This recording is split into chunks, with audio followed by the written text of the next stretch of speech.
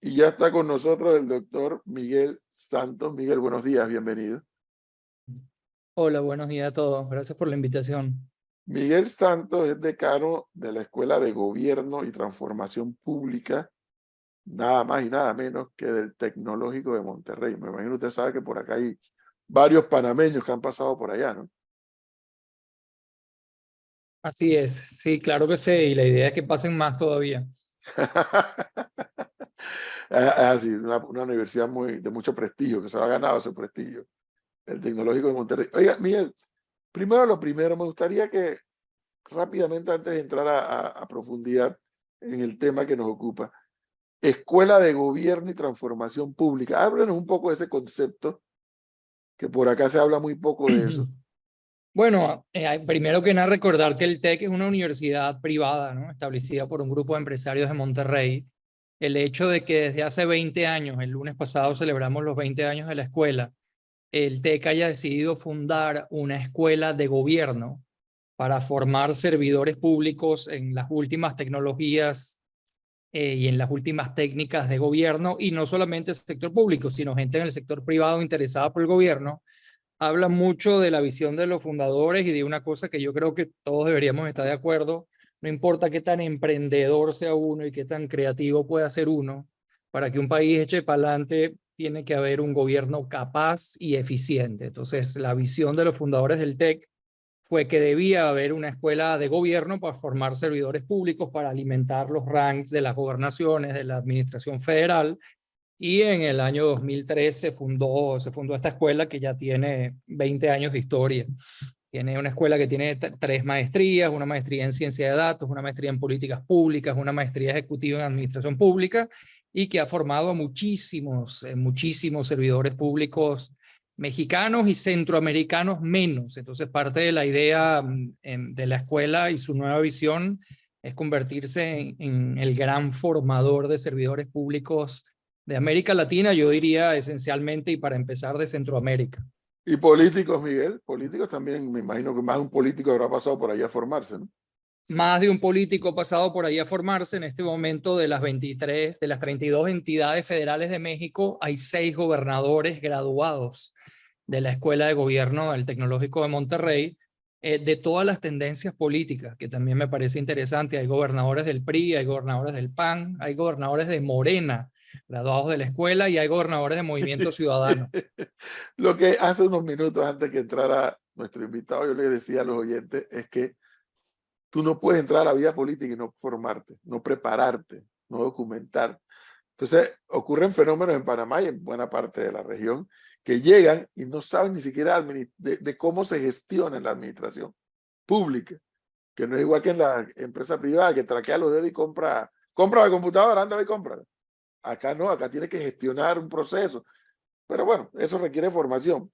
Cristi, comience usted. Gracias, muchas gracias. Miguel Ángel, un gusto poder conversar. Miguel Ángel y yo Encantado. nos conocíamos acá de Londres, cuando él estaba por acá. Y la razón por la que nosotros queríamos conversar era porque él trabajó en el informe que hicieron sobre Panamá en el 2016-2017. La Universidad de Harvard, que Miguel Ángel estaba en el Growth Lab, que se dedica es a ver cuáles son las posibilidades, hacer diagnósticos de los países, macros de los países, y ver cuáles son las posibilidades de crecimiento. En Panamá se hizo este informe, ¿fue en el 2017 o en el 2016? Por ahí creo que estuvo, ¿no? El estudio se hizo en el año 2015 y los documentos resultantes del estudio empezaron a aparecer en el 2016, y algunos se extendería hasta el 2017. Claro. Aunque tiene un tiempo este informe, a mí me parece que tiene recomendaciones que se dieron en ese momento todavía muy válidas.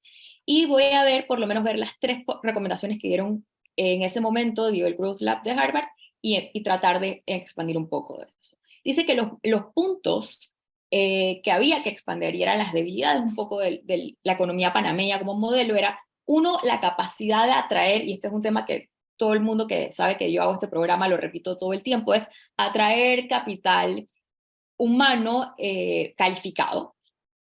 A ver que había que maximizar un poco la difusión de los conocimientos, que fueran de abajo para arriba, trayendo conocimiento de afuera. Y creo que lo último que decían era expander expandir las conversaciones o los acuerdos entre la empresa, entre los acuerdos públicos y privados, sobre todo fuera de la ciudad de Panamá.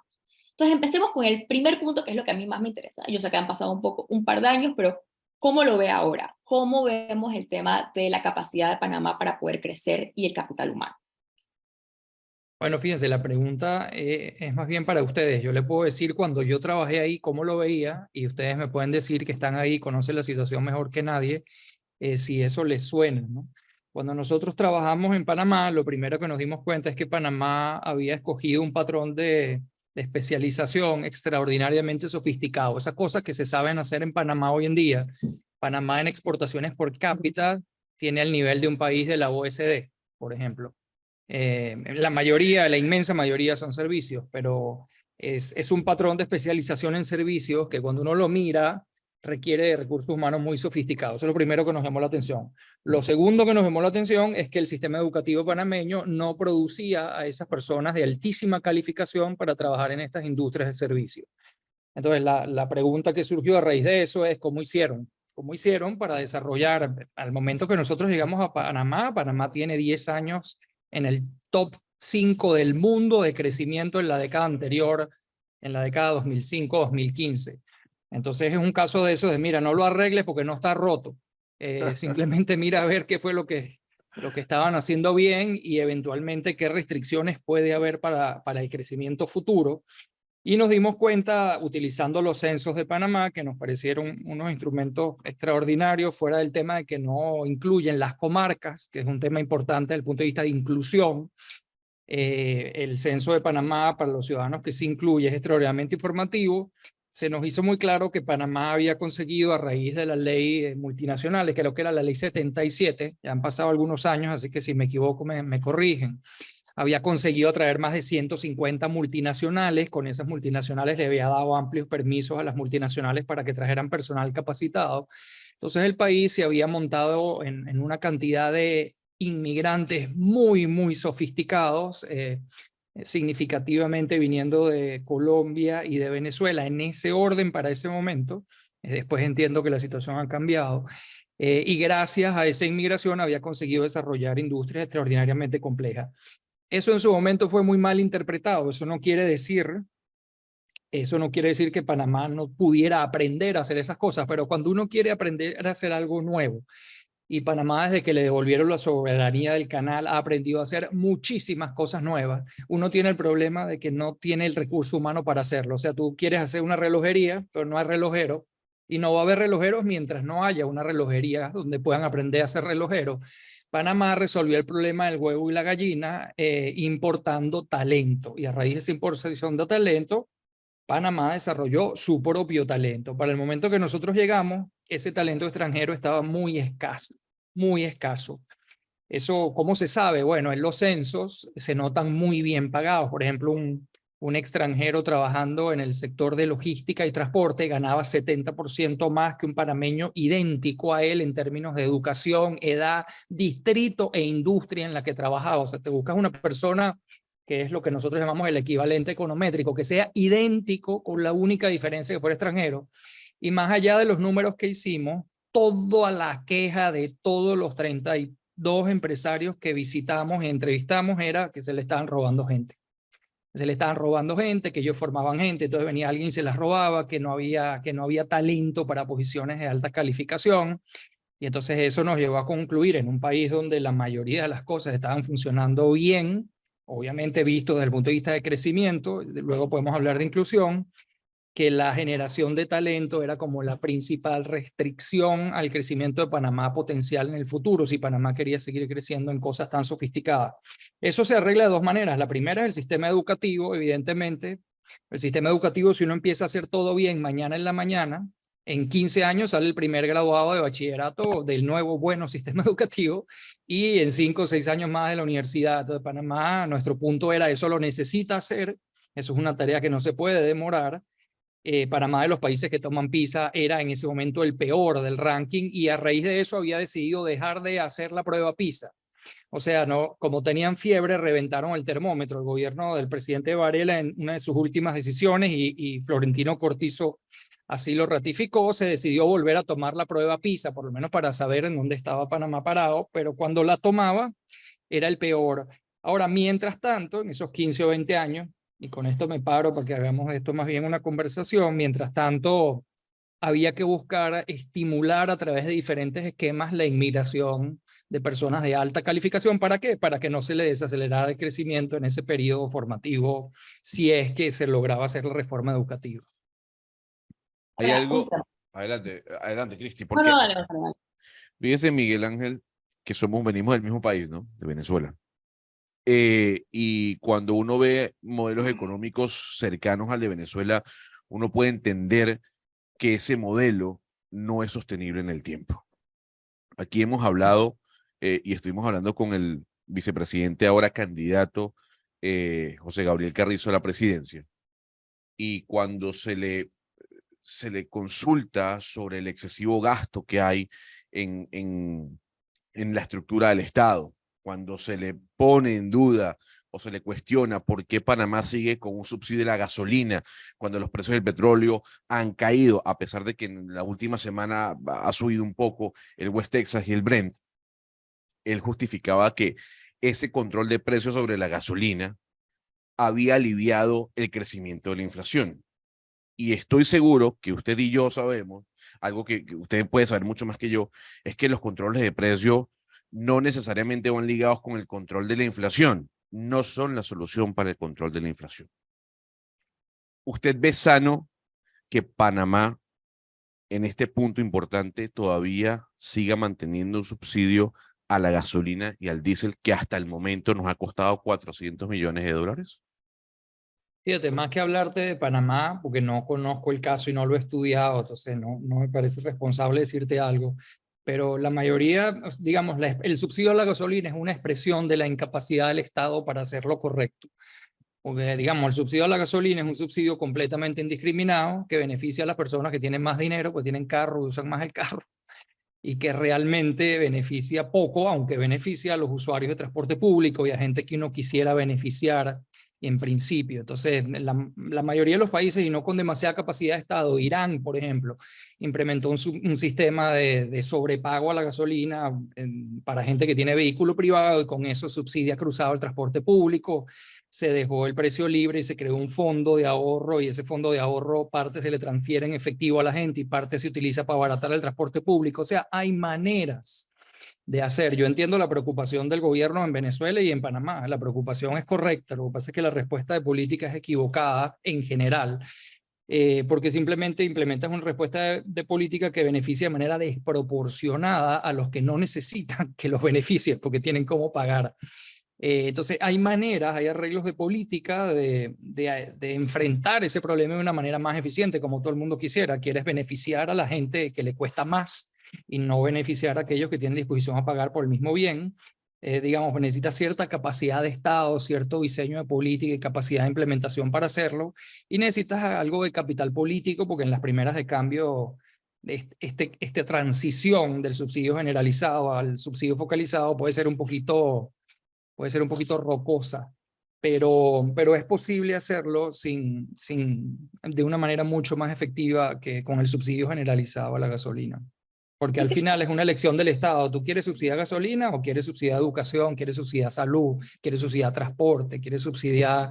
No hay plata para todo. Entonces, bueno, si escoges subsidiar gasolina, eso te va a generar un déficit que te va a hacer que recortes en otras áreas que son mucho más necesarias, ¿no? Yo quiero regresar un poco al punto anterior que estábamos hablando con el tema de la educación, la concepción y el tema de la capacidad de tener personas calificadas. Como acabamos de hablar, Panamá tiene un sistema de modelo de negocios que es de servicios y que tiene que mirar hacia afuera porque además es un país muy chico. Pero nosotros creo que tenemos muchas leyes y tenemos una concepción un poco extraña, o por lo menos para mí extraña, de cómo vemos proteger las profesiones. En vez de tratar de buscar y tratar de incentivar que más personas vengan a trabajar y nos traigan estos conocimientos y se los den a la economía, nosotros tenemos la tendencia de cerrar las profesiones. Y a veces eso es como una dicotomía, pero ¿por qué poder liberalizar este tipo de formato beneficiaría al país? Bueno, fíjate, esto que me estás preguntando es una de las cosas que para mí es más evidente y más contraintuitiva de todas las cosas que yo he aprendido trabajando en esto. Digo evidente porque tú haces los números y, por ejemplo, los panameños que trabajan en industrias y distritos donde hay una mayor cantidad de extranjeros suelen tener mejores sueldos en general. Esto no puede interpretarse como una causalidad, o sea, no fue que los extranjeros le dieron mejor sueldo, pero sí es verdad que no hay evidencia en ninguna parte de los datos que nosotros miramos en 2015 que indicara porque hay más extranjeros, ahora los panameños están ganando menos. No era cierto para los panameños de baja calificación, no era cierto para los panameños de alta calificación, no era cierto para los panameños de calificación media. Eso puede haber cambiado, estoy hablando de 2015, pero en general es que la persona que viene, si haces un programa migratorio de alta calificación, es una persona que trae un conocimiento que no existe en el lugar. Y gracias a que esa persona viene, se generan trabajos que de otra manera no se generarían para otros extranjeros y también para los panameños en general. Entonces, digamos, cuando uno hace los números y estudia lo que te acabo de comentar, la evidencia es muy sólida. Los extranjeros de alta calificación son complementos y no sustitutos para los panameños. ¿Por qué le van a pagar a un ingeniero graduado fuera que tiene la misma edad, la misma carrera, trabaja en la misma industria, en el mismo distrito, del mismo género? Le van a pagar 50, 60% más que un panameño. Bueno, las empresas privadas no son tontas. Lo hacen porque esa persona sabe algo que la otra no sabe. Ya quisiera contratarlo por mucho menos, ¿no? Pero Miguel Ángel, el problema que veo aquí en el mapa que nos estás dibujando, interesantísimo, por cierto, es que mientras hablas, yo estoy haciendo un esfuerzo mental que cada día es menor para mí. Pero es que es un país que ha atraído a extranjeros por coyunturas, no como parte de una estrategia. Inicio de la República, 1903, hubo una oleada.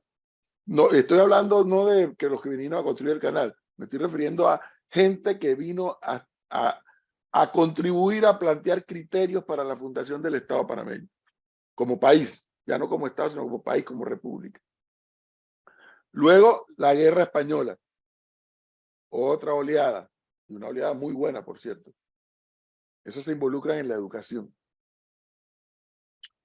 Posteriormente, pasa un tramo largo, fíjate tú, el golpe de Estado en Chile. Hace que no miles y miles de chilenos, pero una cantidad importante de chilenos vienen a Panamá huyéndole al régimen de Pinochet. Colombianos, como dijiste, primero, por razones más que obvias, no hay que explicar mucho, y luego la coyuntura venezolana, el periodo Chávez-Maduro, con esta diáspora que se da. Pero lo que estoy advirtiendo es que no hay una estrategia del país para hacer eso, sino que han habido coyunturas que han producido esa llegada de llamémosle, ¿sí?, talento extranjero para aportarle al país. Yo un poco ahí lo que quiero también con ese tema es que lastimosamente yo creo que la concepción de lo que es la inmigración, sobre todo del personal calificado, y aquí lo hablamos mucho con el tema de la educación, sobre todo la educación universitaria, se ha visto como malo y se ha usado en muchas campañas políticas o de muchos políticos como algo malo. Y yo lo que quiero es un poco entrar en quitar el mito de lo que se dice a lo que dicen los hechos, y es cómo el país se beneficia de traer estos conocimientos. Y es un poco a lo que íbamos con el tema de cómo los datos lo reflejan, ¿no, Miguel Ángel? Bueno, de acuerdo, de acuerdo. Y lo que tú decías, las profesiones restringidas, yo no sé ahora, cuando nosotros trabajamos en Panamá, había 27 profesiones restringidas a panameños exclusivamente, algunas de las cuales no se enseñaban en universidades panameñas, cosa que era extraordinariamente divertido. Y había una lista que se llama la lista de las ciudadanías restringidas. Eso sí nos llamó muchísimo la atención que esto que les voy a decir existiera. Pero había una lista de 50 países de Asia y de África que para venir a trabajar a Panamá necesitaban un procedimiento especial que se llamaba visas autorizadas. Estas visas autorizadas podían tardar entre 1 año y 1 año y medio aproximadamente. Era una verdadera pesadilla burocrática. Y estos países incluían países como China, países como India, Indonesia, Líbano, Bangladesh, Sri Lanka, países con los que uno quisiera eventualmente hacer negocios y a los que quisiera atraer algunos extranjeros. Entonces, al final, el rumor en la ciudad, hay que distinguir entre los hechos y los rumores, era que al final le terminaban dando la visa, pero esto era una suerte de ingreso extra del servicio exterior por procesamiento de visas, etcétera. Pero en cualquier caso, sí era un sistema extraordinariamente restrictivo y los extranjeros que traían, esto es muy interesante, con respecto a lo que decía Edwin, una cosita es que en 2007 se aprobó la ley de las multinacionales, digamos, de todas las coyunturas que me mencionaste, y por cierto aprendí con esto que me dijiste y no lo había pensado, pero ciertamente una decisión en 2007 es nosotros vamos a traer compañías multinacionales, lo hacen en un momento que están a punto de salir en estampida de Venezuela. Entonces lo hacen en un momento muy propicio, hacen una cosa extraordinariamente bonita que ustedes porque viven ahí no sé si la aprecian, que es agarran unas bases militares y las convierten en unos grandes parques industriales y científicos. Digamos, esa noción de que una base militar de un país que ocupa tu país y se va, se convierte en un parque tecnológico, o en el caso de Panamá Pacífico, cuando nosotros fuimos había 117 compañías multinacionales operando ahí. Pero curiosamente, una cosa que nosotros le dijimos al gobierno de Panamá es, ustedes mataron al tigre y le tuvieron miedo a la piel. Trajeron esas compañías multinacionales, las pusieron en esas zonas y ahora no dejan que los dependientes de los expatriados trabajen. Entonces, digamos, si Procter & Gamble se traía un ingeniero y estaba casada, su esposo o esposa no podía trabajar en Panamá, salvo que trabajara también en Procter & Gamble. Luego, si se iba de Procter & Gamble, imagínate que hay alguien que pasó 10 años en Procter & Gamble y dice, oye, me fascinó Panamá, me quiero quedar en Panamá, pero estoy hasta aquí de la Procter & Gamble. Bueno, entonces esa persona al salir de ese acuerdo inicial se quedaba completamente en el aire desde el punto de vista migratorio, los años que había pasado ahí no le valían para la residencia. Entonces una cosa que nosotros le dijimos es, ustedes trajeron todo ese conocimiento a estas zonas económicas especiales que es verdaderamente admirable y luego empezaron a construir muros para que ese conocimiento se quedara ahí adentro y no hiciera difusión hacia el resto de la economía. Entonces, sí hay unas instancias de decisiones de política que se tomaron buenas, que dieron muchos resultados. El país fue un poco víctima de su propio crecimiento. Ha crecido tanto que aunque aceptó muchos extranjeros en estas olas que describía Edwin, al final, en este momento que nosotros trabajamos allá, seguían siendo escasos. ¿Y cómo sabía uno? Bueno, pues los estás pagando muy caro y porque te estás quejando todo el día de que te roban gente. Hay algo que yo no quiero perder la oportunidad, don Miguel, de tocar muy distinto el tema de los extranjeros, a pesar de que yo soy uno de ellos. Tiene que ver con las perspectivas que Panamá tiene para el año 2024 y el próximo quinquenio, porque hay elecciones dentro de pocos meses. Y el tema económico es uno de los temas que más preocupa en este país. Dice Edwin que yo satanizo la deuda. Y a mí, yo no satanizo la deuda. A mí lo que me preocupa es en cómo nos estamos endeudando. Y para muestra un botón, se emitieron bonos la semana pasada, soberanos, para pagar gastos corrientes, o sea, para pagar la planilla y el funcionamiento del Estado. Algo que en lo particular no se necesita o tener un doctorado de economía para entender que eso está mal, que eso está mal. Y yo quisiera preguntarle por qué está mal que un país emita bonos soberanos con una tasa de interés al 7% para pagar gastos de funcionamiento.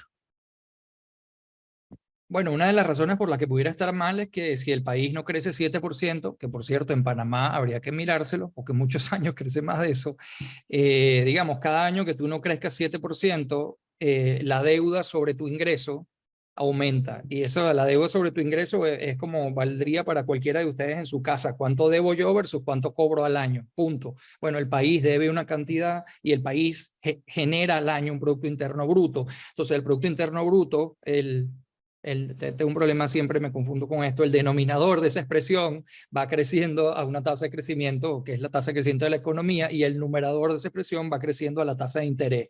Si la tasa de interés es 7 y uno no crece 7%, bueno, entonces vas a tener que correr un superávit fiscal, cosa que tiene que ser muy doloroso para que no se te vaya esa relación.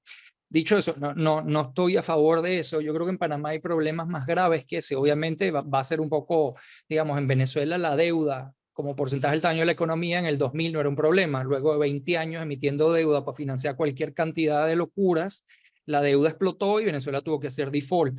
Pero Panamá, la deuda cuando nosotros trabajamos era como 45-50% del tamaño de la economía, y ahorita lo miré antes de entrar a la entrevista porque supuse que saldría, era 58-60. No es alta, no es de las más altas, obviamente tú tienes razón, bueno, no es de las más altas, pero todos los años vamos emitiendo una cantidad y esa cantidad te compromete. Yo en el caso de Panamá me preocuparía más por mantener la rueda del crecimiento rodando, que fue un poco la argumentación que hicimos nosotros en su momento, ¿no? Si con esos niveles de deudas y emisión de deuda tú dejas de atraer inversión extranjera y de crecer, ahí vas a tener un problema. Fíjate que Panamá había aumentado su deuda en los años previos a que nosotros llegamos, pero es que la economía había crecido tanto que la deuda como porcentaje del tamaño de la economía se había diluido hacia la vecindad de 40 y pico, una de las más bajas de América Latina inclusive. Esa es una cosa, y la otra que Panamá, lo decía Cristi al comienzo, tiene un déficit de cuenta corriente, o sea, importa muchísimo más de lo que exporta, pero ese déficit de cuenta corriente se paga completamente de nuevo, y hasta 2015 que yo trabajé ahí, conozco los números en detalle, con inversión extranjera directa. Entonces, claro, ahí también vale lo que tú dices, el día que Panamá haga algo que no lo haga tan competitivo como país, y de hecho la falta de talento es una cosa que te puede afectar tu competitividad, y no atraigas esa cantidad de inversión extranjera directa, ahí te va a doler porque no puedes perder reserva. Entonces, si no te llega la inversión extranjera directa, o emites deuda para seguir importando mucho, o recortas las importaciones. ¿Cómo recortas las importaciones en un país dolarizado? Pues en un país no dolarizado devalúas y eso, boom, la recorta Claro. inmediatamente. Entonces te iba a meter en un proceso muy doloroso. Entonces nuestro énfasis era, hay que mantener al país creciendo 7, 8, 9%, y para eso es necesario resolver el problema del talento. Con eso ahí yo quiero entrar en otro tema, que es el otro informe que hace el Growth Lab, que es la complejidad económica. En Panamá, creo que lo vi en los últimos tiempos, cuando uno ve el índice de complejidad económica, ha sido de los países que más revirtió, o sea, que creció hacia abajo, en todo el mundo. ¿Qué significa eso y por qué nos debería preocupar? Y entonces te voy a decir qué significa y por qué no te debería preocupar. Okay. Porque el que tú viste incluye solamente bienes. O sea, Panamá, si uno lo ve como una economía que produce bienes, produce cosas extraordinariamente básicas. Produce muy poquitos bienes para exportación, de hecho. Si uno mide la complejidad para bienes, la complejidad de Panamá va a ser muy baja. Pero es que en Panamá los bienes no son tan importantes como son en otros países de América Latina. En Panamá el caballo de batalla de la economía son los servicios. Entonces, si uno calculara la complejidad económica con los servicios, Panamá tuviera una complejidad relativamente media alta. ¿Y por qué no lo hace uno así? No lo hace uno así porque mientras los bienes tienen datos estandarizados a nivel mundial que nos permiten estimar la complejidad de bienes para todos los países, no hay data estandarizada en relación con los servicios. Entonces, una cosa que nosotros hicimos en Panamá, se la hicimos al gobierno, todo el estudio, sponsoreado, por cierto, por el Banco Interamericano de Desarrollo, no por el gobierno de Panamá. Eso es importante. El gobierno de Panamá no es que no nos haya prestado atención, pero sí venía sin gasolina para el momento que nosotros llegamos a trabajar a Panamá. O sea, el gobierno del presidente Varela, que tenía gente muy capaz, en particular la vicepresidenta fue alguien que fue una contraparte nuestra seria en el país, y buscó darle difusión al estudio y lo trajo al gabinete y forzó la discusión en el gabinete. Ya hacia comienzo del 2016 el gobierno del presidente Varela se sentía como un gobierno agotado en el sentido del capital político para hacer cosas, pero nosotros le hicimos a Panamá. Evidentemente un problema de Panamá es que todo ocurre en la ciudad de Panamá, todo ocurre en la ciudad de Panamá, todo el mundo está pendiente de atraer dinero a la ciudad de Panamá, pero Panamá es un país grande que tiene gente en otros sitios, pero nadie le presta atención a esos sitios, ¿no? Y un poco el mensaje nuestro fue, hay sitios en Panamá que tienen vocaciones productivas distintas a Ciudad de Panamá. O sea, en Ciudad de Panamá se van a dar algunas cosas, ya tiene un nivel de ingreso, una aglomeración de conocimiento significativa y unas industrias con potencial, pero en Chiriquí, en Colón, en Darién, hay otras potencialidades de otro tipo, obviamente en Darién mucho más básicas, pero cada quien se pone a hacer lo que cada quien puede hacer. Y había que hacer el trabajo de montar una agencia de promoción de inversiones, que Panamá no la tiene, para atraer inversiones orientadas a la provincia. O sea, qué cosas se pueden dar en Chiriquí, por qué buscar compañías internacionales invirtiendo en esas cosas y ir a visitarlas y decirles, ya te voy a explicar por qué te deberías venir inmediatamente a Panamá, a la zona de Chiriquí, a montar esta industria. Nosotros le hicimos ese mapa a Panamá en su momento para sus 11 regiones. ¿Cuántas? Ahora sí ya me traicionó la memoria. Yo, Pero, ahí por sí, ejemplo, el mira, profesor le quedó. Sí, ¿Eran 10 o 11? 10.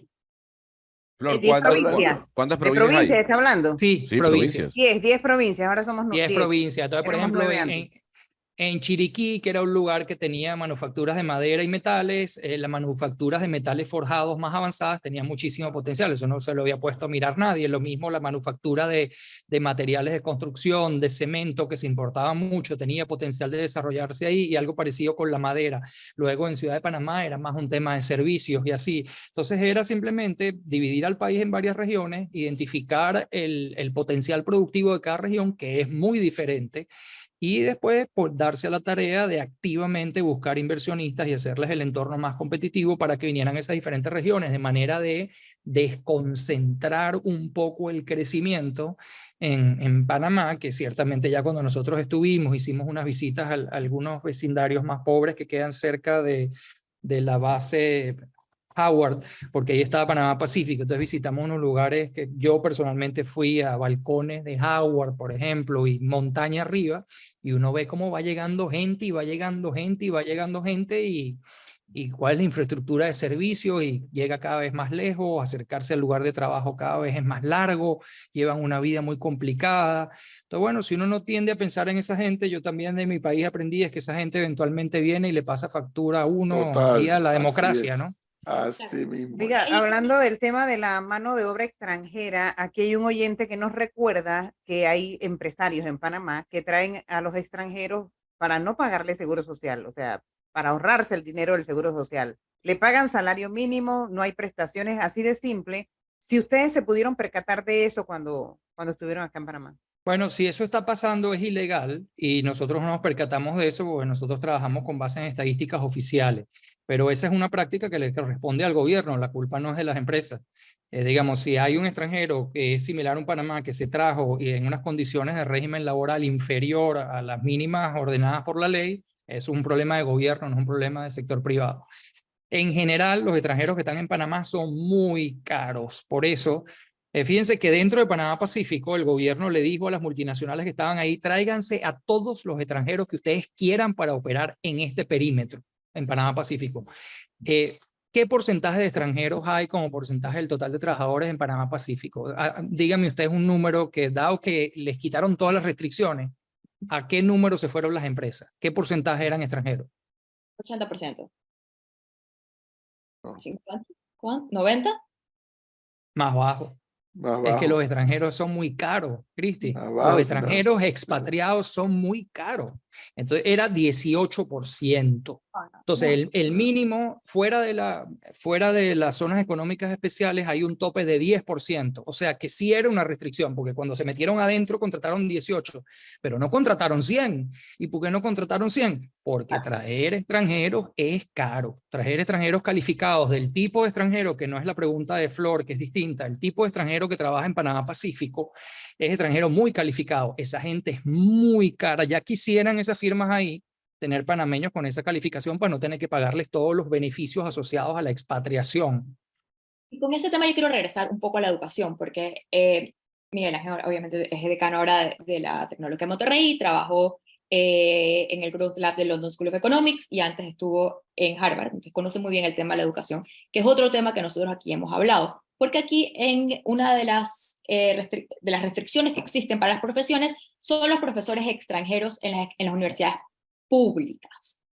Y eso, para mí, que también veo universidades, me parece un problema real para la educación en Panamá. Y tal vez para alguien que ve el mundo de las universidades internacionales, puede explicarnos por qué las universidades, y hay universidades que no contratan a personas que se graduaron de las mismas universidades para tener variedad. ¿Por qué es tan importante para el mundo académico traer profesores internacionales, y por qué nos quita a nosotros un poco de competitividad no poder tener ese capital humano?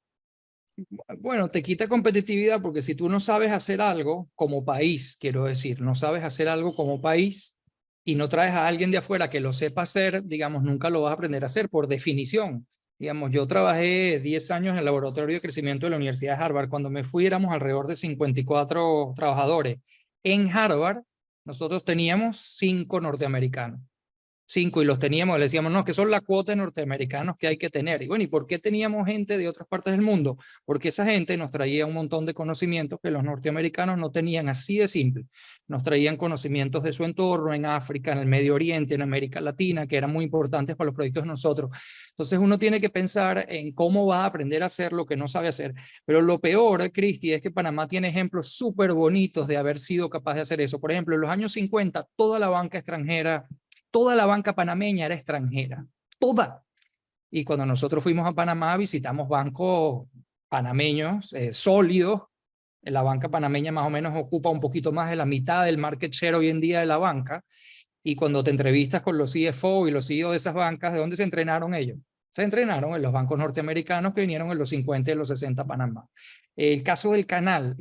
Panamá ha hecho una administración del canal que ha generado unos beneficios para la población que en ningún caso los hubiera podido hacer la administración de Estados Unidos. Entonces, no solamente fue capaz de continuar la administración del canal, sino fue además capaz de pensar que otros negocios asociados a la tenencia del canal se pueden montar para maximizar la difusión de las actividades del canal. Y la última es Copa. Nosotros decíamos, tienes una narrativa con Copa muy fuerte. En una época, todos los pilotos de Panamá deberían ser panameños. Entonces, claro, ese es justo al corazón de la pregunta que tú estás haciendo. Si tú no tienes una aerolínea panameña, no puede haber pilotos panameños. Y mientras no haya pilotos panameños, no va a haber aerolínea panameña. Entonces, bueno, Copa Airlines consiguió un permiso para emplear pilotos venezolanos y colombianos. Eso ya ha pasado muchísimo tiempo de eso. Hoy en día, cuando uno se monta en un avión, yo cada vez que me monto en Copa, y es bastante, hago la diligencia ahí cuando entro a la izquierda de preguntarle a los que están en la cabina de dónde son, y ya la mayoría de las veces son panameños. Pero si tú no hubieras roto el huevo y la gallina, ¿quién le va a enseñar a los pilotos si No, nunca Miguel, no sucede? Ya Copa va ahora es por preparación de los mecánicos.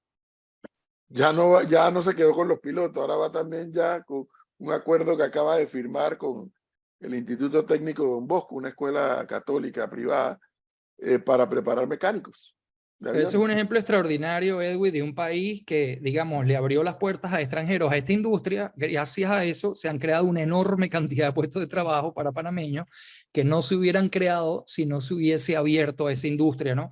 Y además es una narrativa muy bonita, digamos, es una narrativa de orgullo de los extranjeros que quieren venir a vivir en nuestro país. Nosotros hemos sido capaces de aprender de ellos y montar cosas mucho más sofisticadas que las que ellos vinieron a montar originalmente. Pero sí era una narrativa que en el momento que nosotros trabajamos, el gobierno le tenía miedo. El gobierno le tenía miedo porque venía muy, digamos, en ese momento estaba empezando a cambiar, todo se ha dicho, la composición de la inmigración venezolana, que había empezado con muy alta calificación y estaba siendo de más baja calificación. Eso ciertamente sí puede ser sustituto en vez de complemento. Y había como un ambiente raro por primera vez se percibía como una posición ampliamente anti-inmigración y empezaron a salir candidatos y representantes de partidos políticos que representaban esa posición.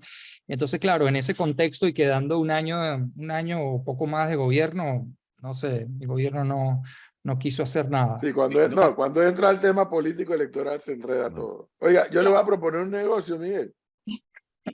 Usted sabe que aquí en Panamá ya en mayo hay elecciones nuevamente, como Sí, ocurre sí, cada sí. 5 años.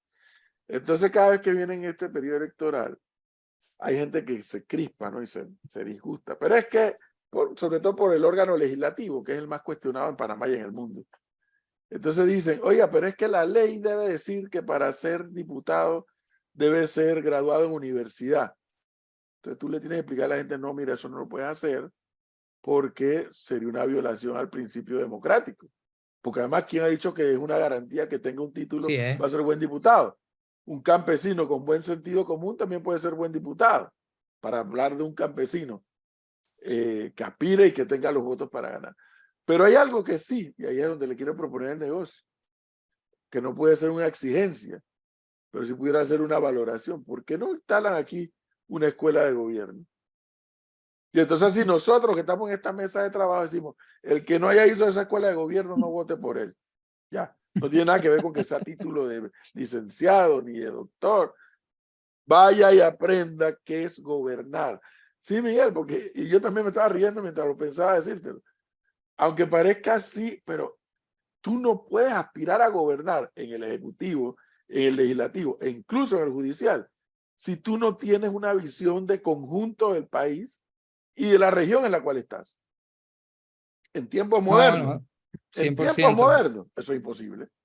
100% de acuerdo. Lo que pasa es que ahí, Edwin, nosotros vamos a hacerle una propuesta a Panamá pronto de las maestrías nuestras de la Escuela de Gobierno del Tecnológico, Cuando debiera ser abrirlas al a revés. servidores públicos en Panamá, que la puedan hacer virtual, y ya te voy a decir por qué virtual, con algunas materias que se consideren muy claves de manera presencial. ¿Por qué? Porque los gobiernos que hemos estado visitando de Centroamérica te dicen algo que también es muy humano. Te dicen, mira, nosotros no tenemos gente buena y ya no hallamos cómo gobernar con la poquita gente buena que tenemos. No te la vamos a mandar a ti para allá 2 años, queda un posgrado, porque ahí sí nos quedamos con nadie. Entonces, una cosa que estamos pensando es cómo montamos un sistema de formación de servidores públicos que les permita a los servidores públicos continuar en el ejercicio de sus funciones. Van a tener que hacer un esfuerzo extra, pero bueno, van a adquirir una educación que los va a poner en otro nivel a cambio de eso, y tratar, hay varios gobiernos de Centroamérica con lo que los estamos haciendo, y próximamente voy a estar visitando Panamá para tratar de buscar alianzas en este sentido, pero hace muchísima falta. Yo te digo, trabajando en el Laboratorio de Crecimiento de Harvard, yo trabajé en 14 países, en 4 continentes en 10 años. Yo aprendí una cosa, los países los cambian 7, 8 ministros bien formados, comprometidos con el bienestar de la nación, honestos y empoderados por el presidente de la República. No necesitas a todos, necesitas un grupo, y necesitas que ese grupo tenga por debajo servidores públicos bien formados. Y hoy en día las técnicas de gobierno, ciencia de datos, inteligencia artificial han crecido de una manera exponencial, y uno no se puede quedar al margen de eso como gobierno, porque el sector privado no se está quedando al margen de eso como sector privado. Claro. Pero le tengo noticias. Si le pagan la beca a los funcionarios, como acá está diciendo mi amigo Eduardo Linjuey, entonces eso es corrupción.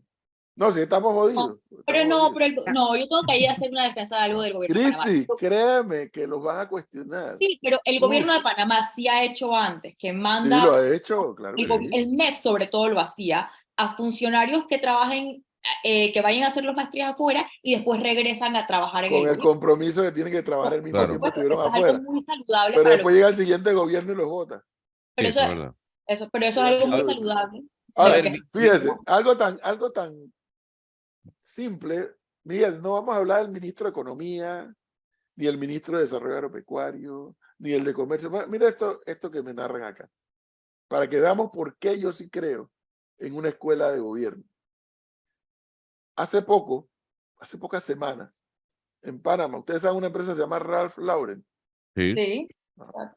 Ralph Lauren tenía una convención aquí en Panamá de aproximadamente 70 colaboradores. Entre ellos 9 de Colombia que venían con tarjeta corporativa de crédito, carta de invitación, reserva de hotel, es decir, todo. Resulta que pasaron 3 sin problema, pero otros 6 tuvieron otro oficial de migración que los retuvo y los mandó para el cuartito porque no traían $1,000 en efectivo. Movieron cielo y tierra y no, es que esa es la decisión. O sea, no puede ser que porque un oficial de migración dejó pasar 3, otro tiene un criterio diferente y no los dejó pasar. Obviamente Ralph Lauren no se va a reunir en Panamá, más nunca se va a reunir en Panamá. No, yo siempre digo Así que no también se puede. Claro. Y lo que Así debe que- haber costado atraer a esas 6 personas al aeropuerto, que se vinieran a considerar, ¿sabes lo que cuesta, todo lo que un país tiene que hacer para que una compañía de esa magnitud diga, nos vamos a acercar por allá a evaluar? Solamente eso cuesta mucho trabajo. A ver, don Miguel Ángel, yo no quiero perder la oportunidad de consultarle a usted algo que surgió en una conversación con el expresidente Martín Torrijos, que por cierto forma parte del Grupo de Puebla. Es el único candidato más allá de Maribel Gordón, que es una mujer que se identifica con la izquierda, un poco más cercana a la visión de los gobiernos de Venezuela, de Cuba, pero Martín Torrijos es un hombre progresista. Y cuando se le consultó sobre Panamá debería abrirse hacia la Alianza del Pacífico y hacia la OCDE, él dice, no, hay que ver a los BRICS. Y uno se pregunta, pero a ver, así utilizando la palabra que agregó Cristi a una pregunta, es una dicotomía. ¿Cómo usted plantea estar en los BRICS, que es un movimiento, un grupo que básicamente busca golpear al dólar, siendo Panamá un país dolarizado? Usted frente a esa posición, que es el primer candidato presidencial que la anuncia de que Panamá tiene que mirar hacia los BRICS, ¿cuál es su opinión? Mira, cuando me dices al comienzo que es de izquierda, el problema es que hay izquierda y izquierda. O sea, Claro, hay progresista, digamos que izquierda, Martín Torrijos es progresista, muy de la visión de Gabriel Boric, de López Obrador, por eso hay de izquierda, pero Martín Torrijos es un hombre progresista. esa izquierda, digamos, borbónica, que uno dice ni aprende ni olvida, que es la que Exacto. gobierna en muchos países de América Latina hoy en día, y luego hay una izquierda más progresista. Cuando él dice que hay que mirar, la verdad que hay que ver que hay una cosa entre lo que se dice en campaña y otra cosa lo que se hace en gobierno. Y luego, evidentemente, es un grupo BRICS que es interesante de tener comercio con ellos, nada más por el sheer size, tú quieres estar sentado con ellos hablando con toda seguridad, no quieres formar parte de las iniciativas de ellos por debilitar el dólar y crear monedas alternativas. Al final de cuentas, esa es tu moneda de curso. Yo no sería demasiado crítico en este momento con declaraciones como esa, porque he aprendido que en campaña se dicen muchas cosas. Yo he tenido buena relación con presidentes panameños, incluyendo con el presidente actual. Tengo una buena relación, un tipo responsable, me invitó, estábamos terminando es que justo en medio de la campaña presidencial anterior estábamos terminando el estudio de la Universidad de Harvard y había sido publicado, y entonces él nos invitó a discutir y a ver qué podía hacer y qué no podía hacer de todo lo que había ahí. Y al final las cosas le terminaron costando, como le suele pasar a los presidentes, mucho más de lo que pensaba. Entonces, una cosa es el querer y otra cosa luego es el poder. Yo trataría de sentarme con todo el que se quiera sentar conmigo, eso seguro, y luego escogería mis alianzas económicas y de libre comercio muy bien, y mis alianzas ideológicas de Entonces, repente con un criterio distinto. tomando en cuenta esa escogencia que uno tiene que hacer a la hora de llegar y sentarse en la silla, ¿usted priorizaría Estados Unidos, China o India? Yo priorizaría los países que son importantes para Panamá desde el punto de vista de comercio internacional. No lo he mirado recientemente, pero esos tres que tú me mencionas son importantes casi para todo el mundo. Yo entiendo que China salió del grupo de las ciudadanías restringidas. Yo te diría que de todo lo que nosotros estudiamos en Panamá, eso fue lo único que se consiguió. Eso también es bueno decirlo, porque bueno, a veces los gobiernos te prestan más atención y a veces te prestan menos. Una de las cosas que nosotros conseguimos fue que China, y se tenía en la lista India, saliera de la lista de ciudadanías restringidas. No sé si terminaría saliendo, pero tú quieres tener contacto y estar del lado de quienes pueden ser tus grandes socios internacionales desde el punto de vista de la atracción de inversión y desde el punto de vista de las exportaciones. Y en el tema de servicios, yo sospecho que Panamá e India deben tener una afinidad natural en el tema de exportaciones de servicios altamente sofisticadas. Y bueno, ya que usted lo mencionó, Miguel, esa visión la compartían, por lo que me dijo un día conversando con él, Varela y su canciller Isabel de Seymalo, porque después que habían hecho una gira a Israel, ahora no recuerdo, ellos algo hicieron con India desde el punto de vista de estrechar aún más el vínculo con la India, efectivamente. Pero en fin, oiga, entonces, bueno, no hay negocio, porque es que en lugar de que ustedes vengan aquí a proponer al gobierno, es que el gobierno le debe proponer a ustedes. Bueno, Es el gobierno que debe proponer a ustedes. Pero bueno, agradezco los comentarios que me están llegando acá por la entrevista y el entrevistado, obviamente. Como me puso alguien aquí, déjenme ponerle, dice: te felicito, excelente expositor. Está para que desarrolle un congreso de educación a nivel superior y de estrategia de promoción de inversión extranjera. Sí, puede ser, pero lo que yo apelo, y ojalá también ustedes tuvieran ese programa muy focalizado, actor que quiere ser político, que se vincule a estos cursos que ustedes dan en esa escuela de gobierno. Yo lo digo por la experiencia mía. O sea, en mi época, tú no podías pensar involucrarte en política si no tenías una base ideológica, política, para sustentar tu decisión de por qué estar allí.